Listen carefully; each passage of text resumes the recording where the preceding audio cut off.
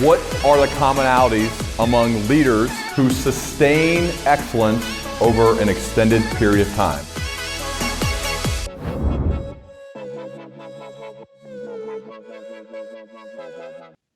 All right, Gino, I told you before we started recording, when you asked how I initially found out about you, that I've been trying to get a hold of you for many years, man. So it's really good to have you here on the Learning Leader Show. Thanks for being here.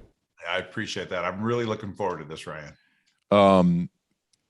I really value excellence. And the reason that I've wanted to talk to you for a long time is because I think you're one of the definitions of somebody who has sustained excellence over an extended period of time. If you had to deconstruct the qualities of a person who sustains excellence over an extended period of time, what are some of the qualities that they possess? That's interesting. So all I can do is speak from experience, and, so I can just kind of share how I tick, because, you have me nailed. I mean, I am a fanatic about excellence. I have incredible stamina, and I have incredible endurance to stay with something for a very, very long time until the goal is achieved, which is evident with what I created with EOS and EOS Worldwide. It's 21 years in the making. And obviously here we are with 500 people all over the world making a huge impact on hundreds of thousands of leaders and entrepreneurs. I think one is a little bit of perfectionism, so I'm constantly battling my OCD and my perfectionism. I'm constantly reminded of Dan Sullivan's discipline to just get it 80% right the first time. I struggle with that. But so there's a perfectionism there, kind of an OCD. There is a tremendous drive. So I am incredibly driven. I want to succeed. I want to be great. I want to be the best.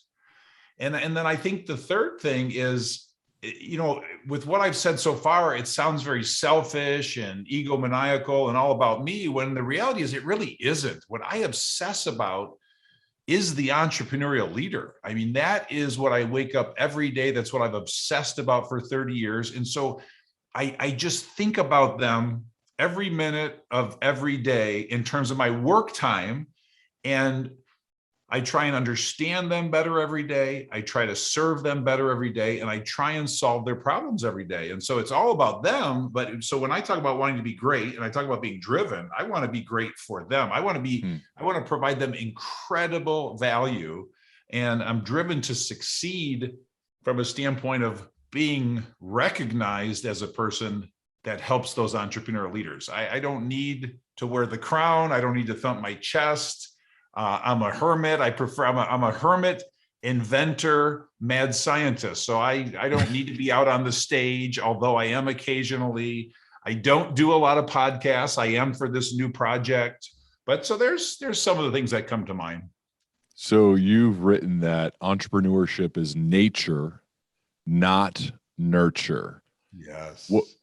What makes you think that? Well, for one, I am convinced of it. And in terms of, what makes me think that, I'm not a incredible researcher from a standpoint of this hyper analytical person trying to figure out how and why everything works.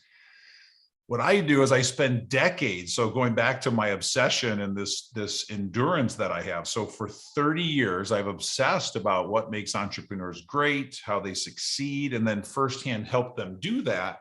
And so with the many thousands of entrepreneurs I've worked with, I've discovered that there are 6 essential traits, and very quickly they are visionary, passionate, problem solver, driven, risk taker, and responsible. And that's been validated more times than I could ever count, and then validated by them as well. And with those traits, the realization was then that you are born with them and that they can't be taught. That's the nature over nurture. And so one fun example, and the easiest example to explain it, is the responsible trait, because many people are surprised when they hear that 6th essential trait of a true entrepreneur is responsible. The other ones really make sense. It's that one just kind of hits out of left field. but it is absolutely one of the 6 important traits. But so think about responsible. You can literally look at the world, and if you think about everyone in your life, so everybody listening out there, you can literally put each one of those people into one of 2 camps. When something goes wrong, half of the world take responsibility and half the world blame everyone else. Now let's go into a family of 4 kids, a family of 2 kids, a family with multiple kids. And so think about your brothers and sisters out there. In the same household, 4 kids, something bad happens for one of the 4. Literally, you can put them in 2 camps. Half of those kids take responsibility. Half those kids blame everyone else. Same house, same parents, same upbringing. How on earth can it possibly be nurture over nature? So I'm convinced, and it's just my obsession, and I see patterns and trends, and I spend a ridiculous amount of hours on all of my content. So I'll have to make it personal then. So my Gino, my career, my background's in sports, went to college on a football scholarship, played quarterback, played a little bit after college, professionally in the Arena League and briefly in Canada. And I didn't know what I was going to do. And I got a job working in sales, like a lot of former athletes do, and actually went really well and went from rep to manager to director to VP.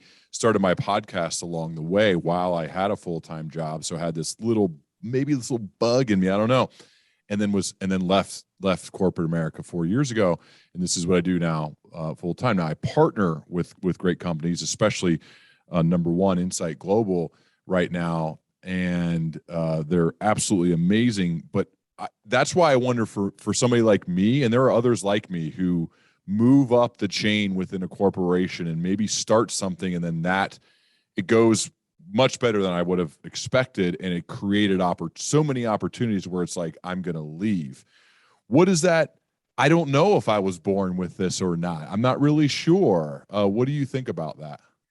Yeah, so I'm gonna say 3 things to that, and they're big and heavy things. So I'm gonna do my best to try to ultra simplify these 3 things. Okay.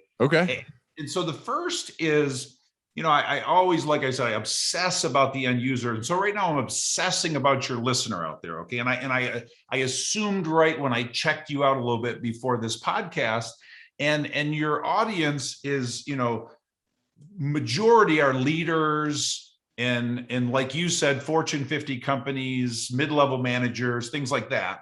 So the first point I would say is I want to make sure that the message is landing for the audience out there, because the typical podcast or interview or talk I'm doing, it's an audience of pure entrepreneurs and entrepreneurial leaders, which is where your audience starts to come into it.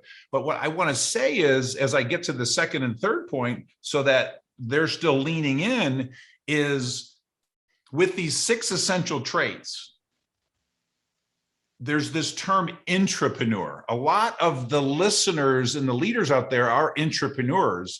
And a lot of times, in my humble opinion, they're missing one of the traits and they have the other 5, which is why they make great intrapreneurs and why they never really take their leap. So the audience that's listening, I would suggest most are going to get some great leadership principles, learn to be better intrapreneurs, and really understand the entrepreneurial spirit. Number 2, there are listeners that are leaders in large organizations that are about to take their entrepreneurial leap, and I'm about to motivate the hell out of them to take their leap, and hopefully that's okay on your podcast. Of course. Real quick, if you're okay with it. So I've learned, after receiving a lot of feedback over the past 7 years, that the listener, the avatar, seems to value when I follow my own curiosity and passions with great rigor when it comes to these interviews. So sometimes the questions are more selfish, but they're the genuine question I would ask you if you and I were having lunch and it wasn't being recorded. I've learned to lean into that as opposed to thinking strictly about somebody else. If I lead with my curiosity, that seems to resonate by far the most with a person listening, regardless of their job title or what they're currently doing. So I think that's kind of why I've leaned toward this after getting so much feedback over the years. So I just wanted to kind of put that disclaimer in there because I do think it matters to think like that. I think it's great, and I love it. And that's why, when we started, I said, I'm in your capable hands. Take me where you want to take me. Yeah. And so, so that's points 1 and 2. Point 3 is there's something I teach in the book called the entrepreneurial range. And so very quickly, if you picture an arc or draw an arc, left side of the arc, it says self-employed. Right side of the arc, it says true entrepreneur. And so anybody that owns their own business is somewhere on that entrepreneurial range. And the point I'm talking about is people that have those 6 essential traits are the people on the right side of the range. And so far right, red line are the greatest entrepreneurs of all time. The left side of the range are one-person shows. Somebody that has a side hustle, one-person show, whatever it is, sole proprietor. The point I'm making is you could still be self-employed and not have the 6 essential traits. You're just typically not going to build an organization. And that might be more of what you are or a lot of thought leaders are. Well, you have a test, right? You can take this test on e-leap.com. I took the test to prepare for this, and you get a score, percentage score. I'm looking at mine right now, and my score was 78%. Yeah. So I mean, for those who haven't taken the test, I would encourage people to take it regardless of your job. I think it's a good test to take. And I scored 78%. Can you share the ranges and what this means? Yeah. And so what I believe, it's online, e-leap.com, free assessment. You're going to answer 25 questions about yourself. Please be totally honest with yourself, and you're going to get a score. 90 or higher, odds are really good that you're a true entrepreneur. Anything less, you're probably not. And so again, if we go back to that entrepreneur range, you're just not going to be on the right side of the range. Doesn't mean you can't go start a business or buy a franchise or be a one-person show or have a side hustle. You're just probably not going to build an empire. And so for me, I can't help myself but to keep building stuff. It's just my nature. And so it's not like being an entrepreneur is the ultimate destination in life. So it's not a death sentence. It's just helping you decide who you are. And then I want to go all the way back to that first point. If you're missing one of those traits, that's probably what's going to make you a great intrapreneur and a great entrepreneurial leader inside of that organization that you're in. And typically it's the risk taker that's missing. You're not comfortable, leaving that $150,000 a year leadership, safe gig to go jump off a cliff and start a business and risk everything, where that's just second nature for me to jump off the cliff. Where do you think that comes from you? Like, what were your parents like? What was your upbringing? Like, where did you grow up? What did your parents do? What was it like? Yeah, I love that. So where does it come from? Again, nature over nurture. So I know. I'm going to keep hammering you on this, man, because but I want to answer your question about. Yeah. I've been jumping off cliffs since I was 3 years old. But what's interesting. I'll tell you about my parents, and then I want to give you another example so that it's not tainted. But my dad is a pure entrepreneur. So you would assume that means that's where I got it from, but my 2 brothers are not, so it's not that I got it from my parents, although my dad is a wilder, crazier entrepreneur than I am. And my mom is not, and so my mom pretty much stayed home and raised us most of the time, but then had some jobs when she was getting itchy and wanted to do stuff. But she certainly was not an entrepreneur. But there's countless stories about a true entrepreneur that was raised by, a doctor and an attorney or a teacher or an engineer, and they were brought up in this very conservative household, and they wanted to explode because they just wanted to go be free.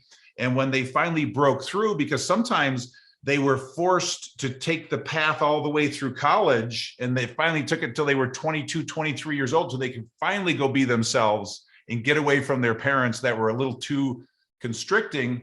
It's another powerful element of this book. If you think you have an entrepreneur in the making in your life, your son, your daughter, this is a great book to help them realize what they are, but also help you realize what they are, because we entrepreneurs, we are odd ducks. Did you ever have a real job?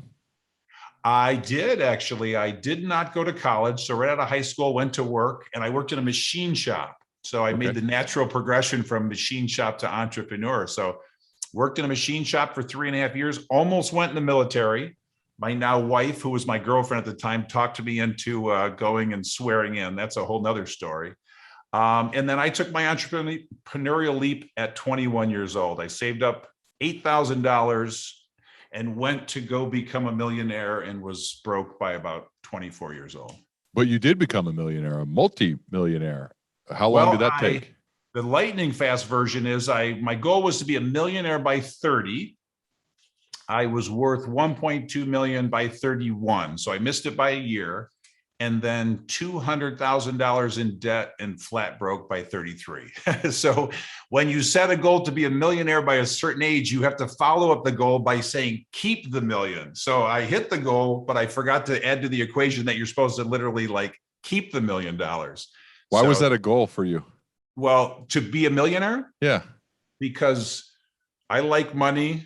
I like freedom. I believe money gives you all sorts of freedom and lets you take care of the people in your life. And I wanted that freedom and I wanted that financial security. So how did you become a millionaire and how did you become broke? I took very big risks. So what happened is I took over a family business at 25 years old, did a big turnaround, ran it for 7 years. We successfully sold it. That's where I got probably half of it. The rest, I saved it up. So there I was. I stayed on for a year and a half, transitioned in the new leadership team, moved on to go do my next thing, which is what I'm doing now. And so 1.2 million, nice little safety net to go do this next thing. I made some crazy investments. It was during the dot-com crash. So every stock that I owned went to zero. Every company I invested in went to zero. While I was for 2 years building this new business, burning 100 grand a year. So burning cash and just everything that could have went wrong in those 2 years. And it was an incredible lesson. And I was convinced I was going to turn that $1 million into $15 million by 35. And that certainly didn't happen. But did you start EOS and was the traction kind of getting going at that point too? Exactly right. Yeah. That is when I took the leap to go help entrepreneurs. So yeah, that's when I was creating EOS, helping entrepreneurs. And it probably took me about 3 years to get to a point where it was fully supporting my lifestyle and where I wanted to be economically. But in those first 2 years, I lost everything. So it was a very scary period with a 5-year-old and 8-year-old, and thank God, a very supportive wife. And I pulled it off. Let's talk a little bit. I want to get to. We're bouncing around from Entrepreneurial Eleap, which is the most recent thing. But your name first became widely known to me from multiple friends in different areas because of Traction. Traction is the title of one of your books. EOS, Entrepreneurial Operating System, is something. I guess, is it a patent or trademark, or how does that work? Yeah, very much so. So it's both. Like you said, it's EOS, the Entrepreneurial Operating System, and it's a copyright and trademark. You unfortunately cannot patent that type of a process. Okay. And so you built this IP that you built and you owned, and then the book Traction, among other books that you've also written, absolutely explodes. And basically, it felt like anyone who owned a business, they like Traction was just kind of part of them. Like they just embodied this. I mean, everybody I talked to that seemed to be the owner, they all talked about Traction for years and years. So can you share a little bit about that EOS and the Traction story? Because this is, at least for me, this is where you absolutely just took over. Yeah, no, I appreciate that. And it's so funny to describe what it is now, the way you described it. You should have seen it in the first 10 years. Because it was how many years? Well, it's been 21 years. Right. But the first 10 years were brutal. So, the reason I say this is because it makes me feel good. All right. I just have to admit this. It feels good because you see Traction in EOS now, and I heard about it from so many people, and I can't even imagine the money you made on this thing, but I know it's a lot.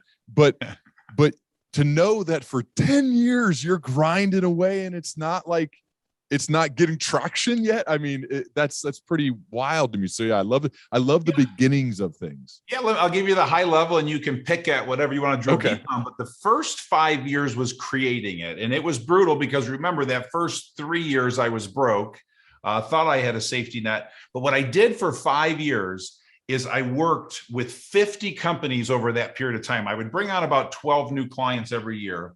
And I tested and tried and honed everything I learned, the books that I read, great thought leaders. And what I would do is we'd be in a full day session. They'd tell me their problems. I'd help them solve their problems. And I have this ability to see patterns and trends. And so over 5 years, I was able to put the finishing touches, about 500 full day sessions.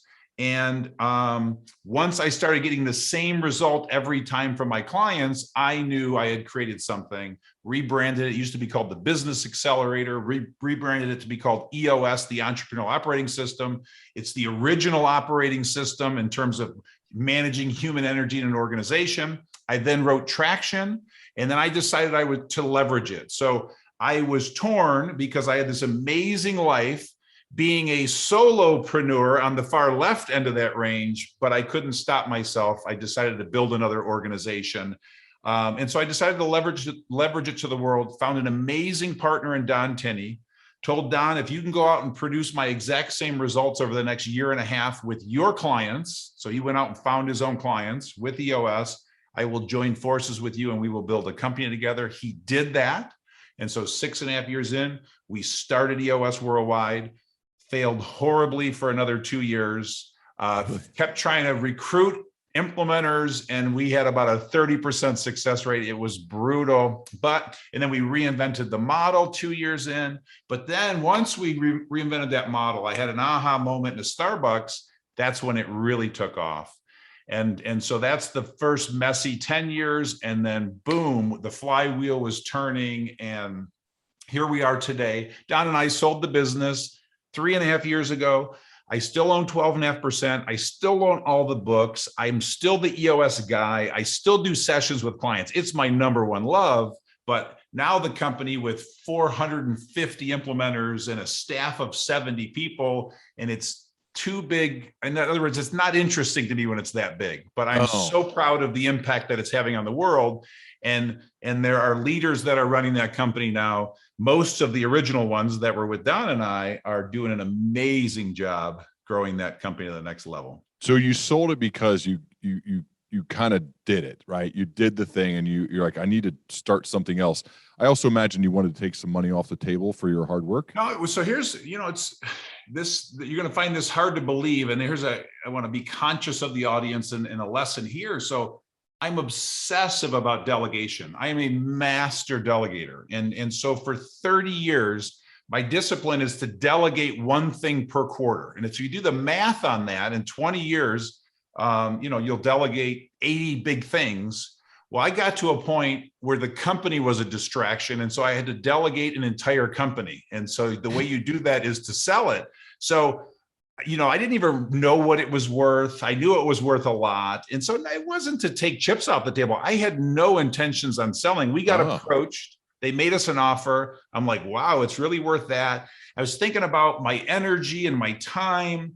And then this passion project, Entrepreneurship, when I was 40, I said, when I turn 50, this is what I'm going to do. This freed me up to focus on that project. So just the stars kind of aligned. It was the perfect time. There were about 200 people in the organization. That's too many for me because I don't know them all personally anymore. And so, there were 8 reasons. I wish I could remember them all, but it was time to sell. Okay. And who bought it? A private equity firm called Firefly, and it's been awesome. They're just great people. And so you still own 12%. They're still doing a lot of that. Okay. I got you. By the way, you said you had an aha moment in a Starbucks. What was that? So the model wasn't working, and we were struggling, and we probably had 20 implementers at the time. Don and I were not making any money. What's an implementer? What's an implementer? So an EOS implementer is a person like me back then that works directly with a client, helping them implement EOS in their business. Okay. And so we had about 20, but we weren't making any money. And the model was that it was a revenue share where they'd pay us 15% of what they generated. Well, when they don't generate anything, 15% is zero. So we flipped the model. I'm sitting in a Starbucks. I read 2 books, Tribes by Seth Godin and Starfish and the Spider by, I can't remember the author.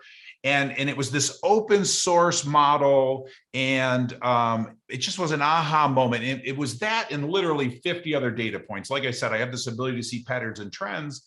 And the aha was to flip it to an open source abundance-based model, a membership model, a fee-based model.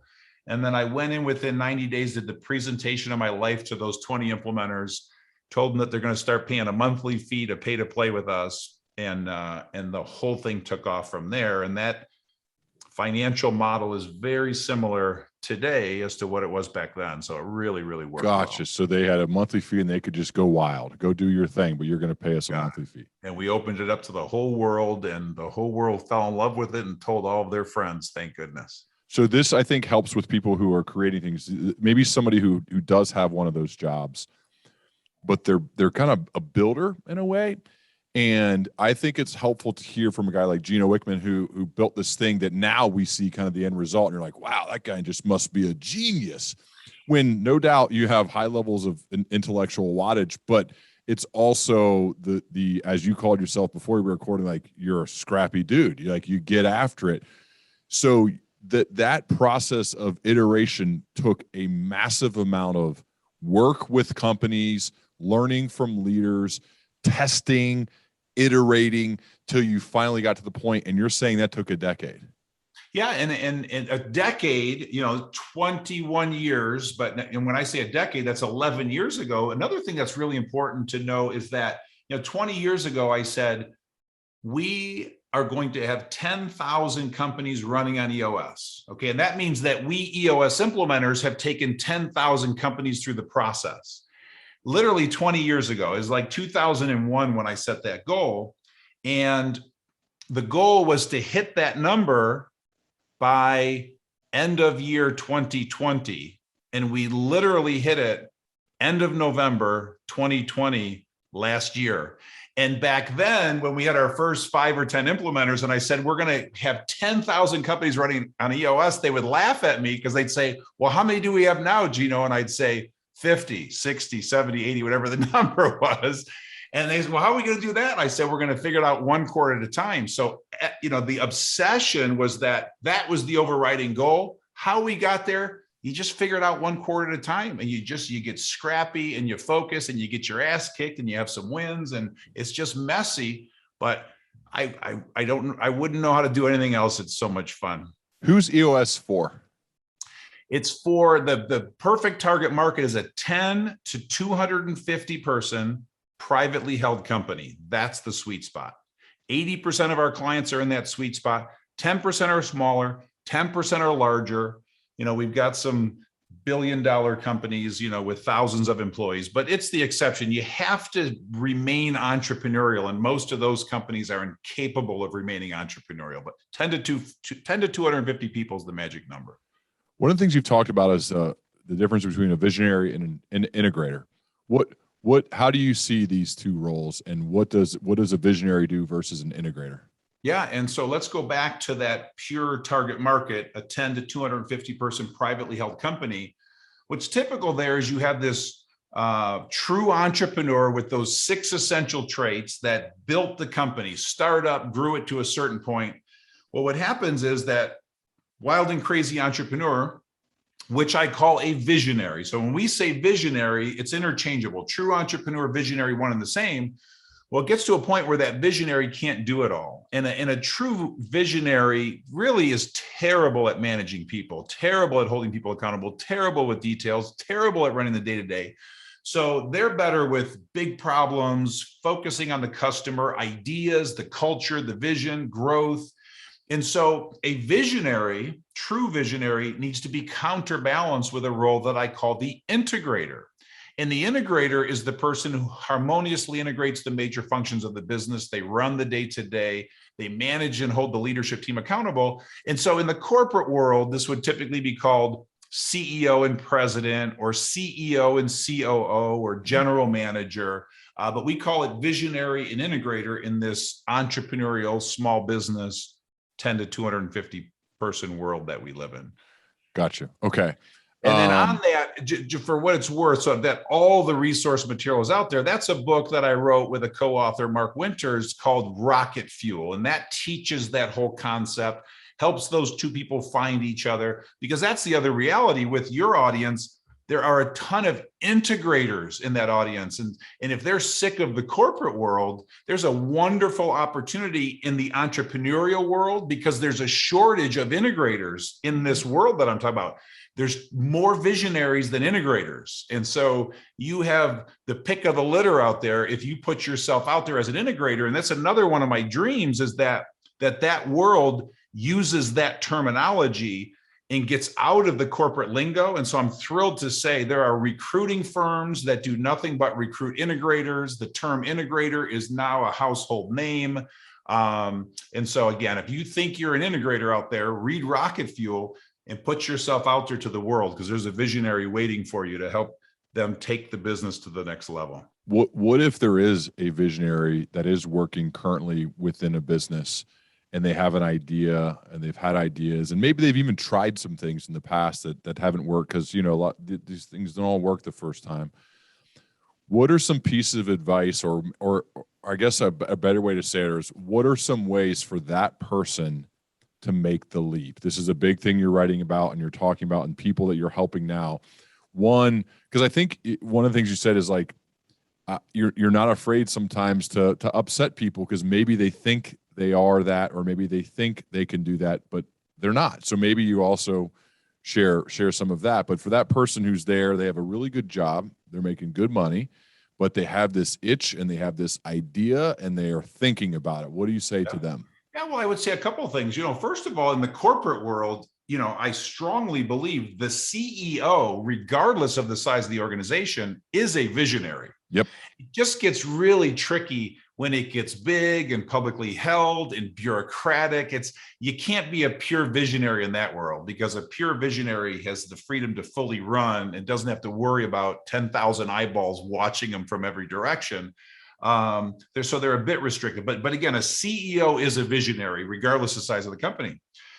If you're a leader in a company and you realize, let's pretend you take the entrepreneur in the making assessment and you score 90 or higher, you're a visionary. You're an entrepreneur in the making. It's the reason you just don't feel quite comfortable in your environment, and you're going mad. So there's a couple ways to do it. The one way is to save up enough money that makes you comfortable and take your leap. I mean, that's obviously one way. And another way, which is very, very common now, is to just start with a side hustle. Just tinker, sell a few things, make sure your product or service is viable if you don't have a very high risk tolerance. But, those are the two ways to do it. But if you really think that that's you out there, and again, I don't pitch my books, but buy the book. Worst case, go to the website, because the tools are all free. Just start interacting with these tools. There's something we call a 1, 2, 3 roadmap, where you literally fill out 3 tools. One is that entrepreneur in the making assessment. It takes an hour, and you will literally have a plan to start a better startup. So just start interacting with these tools. They were designed for you. You also have written about these 8 disciplines for increasing your odds of success when you're taking your entrepreneurial leap. And I might hit a few of them. I'm not going to ask you to. Please. Yeah, that'd be great. So I'm going to read some of them and then maybe actually expand on some. Clarify your vision. Decide if you are a partner person. Know that the bigger problem you solve in the world, the more successful you will be. Interesting. Get feedback from customers and clients early and often. Agreed. Know that your first plan will not be your final plan, as we've already discussed. Work hard, really hard. Take criticism and doubt from others with a grain of salt. That's number 7. And 8 is see it every night. Can you talk about taking criticism and doubt from others with a grain of salt? Because when I see that number 4 is get feedback from customers and clients early and often, but number 7 is take criticism and doubt from others with a grain of salt. There's some, maybe that seems like a dichotomy there. What do you think about that? Yeah, well, they're very different for one, and certainly you'll get some criticism from customers and clients, but the customer and client feedback is all about improving upon your product or service.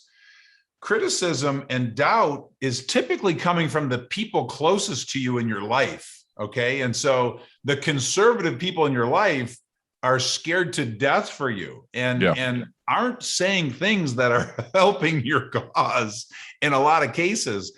And so you got to take it with a grain of salt. Number 2, the criticism that you get, you're going to get a lot of it. People have opinions. And the way I always like to describe it is if you got 1,000 opinions and you internalize those 1,000 opinions, you're going to be depressed. You're going to go out of business. And then what I always say is whenever I get a little cocky, I go read my 1-star reviews on Amazon, and that humbles me. So the point is, it's all just data. Like literally I could see 1,000 5-star reviews and 1-star. Like I get obsessed. So it's you got to take it with a grain of salt. You got to take it with a grain of salt.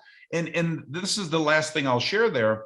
Well, I'm going to share 2 things, because the other thing I like to say is if you go read 100 business books and you apply all of the advice from all 100 business books, you will be out of business in 6 months. Okay. And so the whole idea, your job is to glean from all that you're hearing, what is true and what is not true for you. The advice, the criticism, the feedback is you have to run it through your individual filter, and every entrepreneur's filter is different. Number 2 is a great story. I cannot disclose the CEO, very, very well known, because I can't validate the story. But the story is, I can't validate that it's him in writing. I've had fact checkers look into it. And so it's all word of mouth. But what he did is he had a board of what he called 10 very smart people. And every idea he had, he would present it to his board of very smart people. And if 7 out of 10 hated it, he knew he had a winner. And if 10 out of 10 hated it, he knew his idea was revolutionary.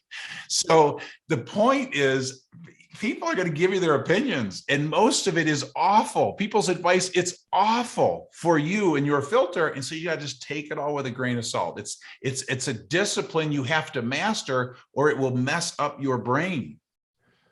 Oh, wow. Okay. I struggle with this one because I agree with kind of the outside noise, but I'm a big believer in creating a mentor board of advisors, the people you can go to seek advice, wisdom, and help, and ask questions that you don't feel any judgment, and they've done some things perhaps that you'd like to do, and so you admire the way that they've done those things, and so you can go to them. What about that? Like, how do you separate the criticism and the critics, as well as those people who may are on the board of very smart people, versus having a core group of your who, as I would call it, that you can go to for a sounding board, for advice, for thoughts on your ideas? What about that? Yeah, no, I have lots of those, but watch this. I'll hopefully make the point through this. So how many people would you guess is in your advisory council? You know, is it like 2 people, 10? How many do you typically go to roughly? It's under 10. Under 10, right. Okay, so let's call it 9. And so those 9 people, have they ever given you bad advice that you didn't agree with? Sure. Yeah, and so my point is, the advice wasn't bad, it was just bad for you. And that's the point I'm making, because the 9 that you went out and sought and found know you so well and were handpicked that there's going to be a higher degree of great advice, but there's still going to be a bunch of bad advice, and at least one piece of bad advice, which you just admitted. What I'm talking about is someone who doesn't formally create a board like that and literally has their mom, dad, brother, sister, spouse, cousin, best friend saying, oh my, you're crazy to do that. That's not smart. Or even worse, sometimes they're saying, what a great idea. Your mom, everything's great with your mom. So it's just bad advice, and you just got to take it all with a grain of salt. That's the point. You got to be careful not to internalize all of it, because you will get in trouble. And then with this particular CEO example, you got to understand the ideas that this CEO brought to these 10 people. Every single one of these ideas were revolutionary. This is an incredible entrepreneur. We all know the name, who made such an impact on the world and put a huge dent in the universe. And it's Steve not Jobs. It's not Steve Jobs. I was trying to say it before you said it. Oh, we said it at the same time. Yeah, go ahead. So these ideas, it wasn't like he was going to them and saying, hey, should I, put yellow drapes in the window? He's like hitting them with revolutionary stuff. And with revolutionary stuff, most of the world thinks it's crazy and impossible. And so that was just his way of making really big, tough decisions. So for what that's I remember when I left, I had a VP of North American sales at a big company, and we were responsible for about half a billion in revenue. And people who were, not all, but some people who were close to me said, "What are you doing? Why would you?" Because I took a significant pay cut to do this, and it's taken a while to get back to even just that level of income. And I think in a way, though, I get it, but that was more of a projection from them. And that these people, that the ones who would say that, typically, while they've done well, were very conservative in their choices of what they've chosen to do for a profession, of like a job where it's hard to fire somebody, a job where you get the 3.5% to 4.5% raise every year, a job that you're probably going to have a job every year. Whereas me, I struggled with the thought of doing that. And there are other things that go along with it. When the opportunity was there and it got started as a side hustle to where, hey, I could probably get a job if I had to, but man, how cool is it? How cool is it to go out and I'll give you two personal examples. For me, is when I decided I was going to leverage this as an EOS implementer. I can't tell you how many of my clients told me, Gino, no one else on the planet can do what you do. Okay. So they didn't think it was possible. And now you mean like you were good at it, but they thought it had to be Gino every time. They didn't see how somebody could help them implement EOS the way that I was helping them implement EOS. And now there's over 450 people around the world doing it as good or better as I did. Same ratings, same results, same everything. The other thing is, when I decided to leverage it and showed the business model to several people, they absolutely thought I was crazy and that it wasn't possible. And then when I presented the idea to a forum of, I want to spend my life, I called it being a virtual CEO, helping entrepreneurs. When I presented the idea, all but one said I was crazy. So, again, you just got to take all that with a grain of salt. Those were some of the closest people to me telling me that it's not possible. All that does is motivate me, but that's what this discipline is all about. Take it with a grain of salt. Interesting. I want to get into some practical things for a leader that apply both as an entrepreneur as well as someone leading within a business. Can we let's drill down for a second on meetings, okay? Because there is someone who's listening to this on Sunday night and they're getting ready for their Monday morning team meeting, and they're running that meeting. And we've all sat through them. There are some really poorly run meetings, and usually or almost always, it's the fault of the person leading the meeting. What are some tactical things that you would give as advice on how to run better meetings? Yeah, well, you're hitting me right in the sweet spot there, because most meetings in America are terrible, as we all know. And so I created what I call a meeting pulse, a weekly meeting for a leadership team. And so this applies to everyone listening. And it's called a level 10 meeting. It's a 90-minute meeting once a week. You pick the time and the day, but it must always be start on time, end on time, same agenda, same day, same time. It's got to be that pulse. And you can watch this YouTube video. So it's me teaching it. And I believe it's how to have an effective meeting. But if you just put in Gino Wickman level 10 meetings, it's a 7-minute video. Show it to your people and just apply it. It's also written in Traction, but the YouTube video will give you what you need there. But the point of it is, after those 5 years of working with these 50 companies, I would actually go in and run their weekly meetings to see what they were doing. And I just real time figured out a way to create, I try to be humble with saying this, but 20 years later, with 130,000 companies following it and raving about it, it's pretty damn good. It's probably the best meeting on the planet, okay? The best meeting agenda on the planet. But in a nutshell, what it forces you to do is start with some good news. So you're bringing a human element. That's 5 minutes. It then forces you to focus on the 3 most important things in your business. Are your priorities on track? Are your numbers on track? And are your customers, employees happy? 5 minutes, 5 minutes, 5 minutes. It incorporates a to-do list that forces everyone to confirm they got everything done from last meeting that they committed to. It brings accountability. And then it's an hour, literally 60 minutes of the 90 minutes, solving all of the issues, the team's issues from the previous week and for the coming week. And I teach a very specific issue solving track called IDS, Identify, Discuss, Solve. And you will get through 5 to 15 issues every single week and just keep knocking down barriers holding you back. And then you conclude. You conclude the meeting with quick feedback. You rate the meeting 1 to 10. You should be getting at least an 8 every week. Quite frankly, you should be getting 9.5 or better. You then discuss any cascading messages, and then then you recap your to-dos. Very, very powerful. And over 100,000 companies are using it, and it absolutely works. You mentioned there are now, love it, thank you. There are, you see 400 plus, 450 plus people as consultants that are running this, right? Yes. As their primary business. Yeah. What is it about those people? Like, what makes them as good or better than you at implementing this? Yeah. So we, in the first 2 to 3 years of recruiting implementers, we made all the mistakes you could possibly make. And that led to criteria. And I can't remember, I think it's like 12 criteria now, but there's 12 very specific criteria. You have to have a network. You have to have an entrepreneurial background. You have to have a passion for entrepreneurship and working with entrepreneurs. You've got to be a great coach. You've got to be a great facilitator.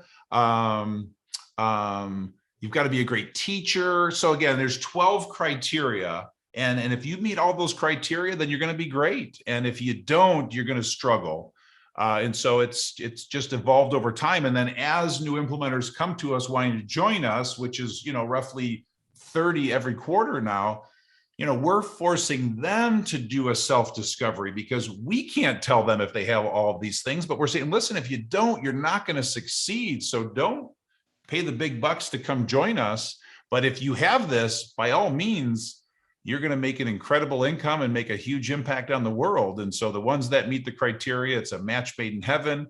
And then the organization, it's one big love-in. I mean, it's 450 of the most amazing people you've ever met. And we see each other every quarter, and it's freaking awesome. Do you do like offsite retreats and stuff like that? Well, so from the very beginning, it's just a discipline that I learned from the family business is every 90 days we come together, we lock ourselves in a room for 9 hours, we solve the problems of the world and we connect. And then we go back for the next 89 days and perform our craft and then come back and do it all over again, just to stay connected and bonded and sharp and trained and cutting edge and all that wonderful stuff. That's brings up a good point, especially with more hybrid type workforces, Gino. I've found, and I've had requests for this type of thing where people, especially if some are at home and some are all over the country and some have moved and right, that the offsite leadership retreat seems to be skyrocketing, and they also want somebody to come and kind of help run these that I'm hearing about, and I've done some of these, not a lot yet, but it sounds like this will become part of the regular. What are your thoughts on any business of any size, leadership teams going off-site? It sounds like you're a big believer in doing this at least 4 times a year, but going off-site, and if someone's hearing this and they're saying, "Oh, we don't do that, God, we should do that," especially now when they're all hybrid. What are some ways to make sure that one, that they do it, why they should do it, and then how to get the most out of their time when they leave and go and do it? Yeah. So again, so please read traction out there because you're getting into the full meeting polls. But so I created something and a discipline called the 90-day world. And if you understand the 90-day world and how it works is we human beings at best have a 90-day attention span. And so picture yourself locking yourself in a room. I discovered this in my family business, and getting on the same page with your team and then setting out to go execute. You will find right around the 89th day, you don't even recognize each other anymore. And you're so off the same page and you're frustrated. And so I call that the fray. And so you'll start to fray right around 89 days. And so on the 90th day, you got to come back together. And so that's one of the secret ingredients to EOS is we make our clients get off site with us every 90 days and we get them in a 90-day world. And then what makes that meeting great? Again, an agenda I created after doing it over and over and over again. Starts with a check-in, review last quarter's priorities, review the vision and make sure you're all on the same page and don't move forward till you are, smoke out all the issues and build the issues list, set your priorities for the next quarter, and then spend a half a day tackling all of your issues and then wrap up. It's magic. And so we call that the 90-day world. And that's the quarterly. It has a specific objective, a specific agenda. And again, it's all in the book Traction. And that could be for any business, any business, any size. And what about the building, I feel like the camaraderie aspect, the breaking bread, the getting off to the same location, together, all of that seems like that plays a role too. Here. And a couple other really important things, number one, EOS is a system for managing human energy. Okay. And so that's all it is. So that's why it works for any organization. It's just our focus is on entrepreneurial speedboats, not 10,000 company, 1,000-foot freighters. So you can turn a speedboat a lot faster. And again, they're entrepreneurial. Number two is the power. Let me say it this way. EOS Worldwide was built as a virtual company from day one. So for 15 plus years, when I joined forces with Don, we built a virtual company. And so the pandemic was irrelevant for us. And we didn't miss a beat because it was always virtual. But we still always came together live every quarter. It's vital. And so that's what we do with our clients. Well, when the pandemic hit and we had to go virtual with all of our sessions, there was a noticeable difference, at least for me and my clients that met face-to-face, hugged, high-fived, touched, felt, said hi, shook hands. That was missing. And so it did have an effect. And fortunately, we're back to all live sessions now, at least for my clients. Some still aren't. But the point I'm making is that human connection, that ability to be in the room, the ability to see all the body language and the facial expressions. I am convinced, at the end of the day, we are human beings first. And I think it's vital. Gino, stuff's so good, man. You mentioned there's a video that there are 10 lessons you learned from your mentor that we talked about prior to recording, and this is maybe an offshoot from that. Yeah. Maybe for somebody who's a bit earlier in their career, and I bet a lot of people in this range reach out to. What are some general pieces of life / career advice you'd give to somebody maybe in their early to mid 20s? So you're saying career advice, and I'm wrestling with, are these one and the same? Because it's just kind of general life advice, but you pick the perfect age, because somebody in their young 20s. So here's the way I always say it, and this applies to business or personal for you out there, that 22-year-old, but it's to let your freak flag fly. Okay. And so that's the way I like to say it. But what it means, because that may be off-putting the way I say it, is to be yourself. And it took me until I was 45 years old. And at 22, I just hope you don't wait that long. And so what it means is, and I write a whole chapter on this in Entrepreneurial Eleap, I call it Know Thyself. But ultimately what I'm teaching is for you to be yourself, be thyself. And so the only way to be yourself is to know yourself. And so spend time understanding your unique being that you are, your personality, your traits, your strengths, your weaknesses. Be proud of your weaknesses, flaunt them. Capitalize on your strengths. I don't like details and I don't pull any punches. And so I have OCD, ADD. I'm an introvert. I know all about myself and I'm just freely that. And I share a story. I feel like I'm throwing out way too much content, but I just launched a new book called The EOS Life. And in there, I share 10 disciplines for managing and maximizing your energy. And this is one of those. But the story I tell is how when I was 30 years old, my wife threw me a 30th birthday party, surprise party. And so I show up and there were 100 people there from 6 factions of my life. So there were my employees, there were my business partners, there was my family, there was my wife's family, there were my high school friends, and there were my new friends. And I looked at these 100 sets of eyeballs. And I try not to swear on podcasts, but when it's a direct quote, you're allowed to swear. I don't know if you ever knew that, Ryan, but I look at these 100 eyeballs in these 6 factions and I go, who in the fuck am I going to be today? because I was a different person for every faction. And it was like, oh my God. So let your freak flag fly, be you, don't apologize for it.